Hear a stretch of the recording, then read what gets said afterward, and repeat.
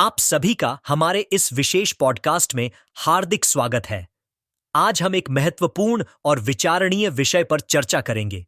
क्या कुंभ में स्नान करने से पाप धुल जाते हैं? यह एक ऐसा प्रश्न है जो सदियों से हमारे धार्मिक और आध्यात्मिक विचारों का हिस्सा रहा है। हम इस परंपरा, इसके धार्मिक आधार और श्री कृष्ण के विचारों पर विस्तृत चर्चा करेंगे। कुंभ मेला विश्व का सबसे बड़ा आध्यात्मिक आयोजन माना जाता है। इसे धर्म, आस्था और परंपराओं का संगम भी कहा जाता है। हिंदू धर्म ग्रंथों में कुंभ स्नान को अत्यंत पवित्र माना गया है, जहां लाखों श्रद्धालु पुण्य लाभ प्राप्त करने के उद्देश्य से संगम के जल में डुबकी लगाते हैं। किंतु क्या केवल स्नान करने से व्यक्ति के पाप धुल सकते हैं? भगवद गीता और अन्य शास्त्रों में यह स्पष्ट रूप से कहा गया है कि कर्म ही व्यक्ति की नियति का निर्धारण करता है। भगवान श्री कृष्ण ने महाभारत में अर्जुन को ज्ञान देते हुए कहा था कि व्यक्ति को अपने कर्मों का फल अवश्य भोगना पड़ता है। यदि हम अपने जीवन में गलत कर्म करते हैं और सोचते हैं कि एक पवित्र नदी में स्नान करने मात्र से हमारे पाप धुल जाएंगे, तो यह सही नहीं है।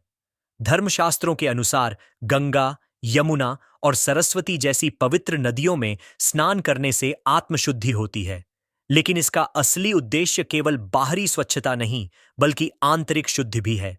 जब तक व्यक्ति अपने मन, वचन और कर्म को शुद्ध नहीं करता, तब तक किसी भी धार्मिक अनुष्ठान का पूर्ण लाभ नहीं मिल सकता। भगवान श्री कृष्ण का संदेश हमें यही सिखाता है कि केवल कर्म के आधार पर ही व्यक्ति के जीवन की दिशा तय होती है।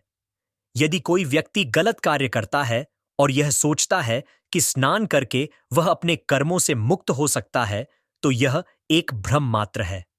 सच्ची मुक्ति और आत्मशुद्धि के लिए हमें अपने आचरण को सुधारना होगा, अच्छे कार्य करने होंगे और सच्चाई व न्याय के मार्ग पर चलना होगा। कुंभ स्नान का आध्यात्मिक महत्व जरूर है। यह हमें संयम, भक्ति और आध्यात्मिकता की ओर प्रेरित करता है। जब लाखों श्रद्धालु एक साथ स्नान करते हैं, तो वातावरण में एक विशेष ऊर्जा का संचार होता है। यह ऊर्जा हमारी आत्मा को शुद्ध करने में सहायता कर सकती है, लेकिन इसका असली लाभ तभी मिलेगा जब हम अपने भीतर की बुराइयों को त्यागें और सत्य व धर्म का पालन करें। कुंभ का आयोजन हमें यह भी सिखाता है कि एकता, अनुशासन और भक्ति से हम अपने जीवन को सार्थक बना सकते हैं। यह पर्व केवल एक स्नान तक सीमित नहीं है, बल्कि यह आत्मचिंतन और आत्मसुधार का अवसर है।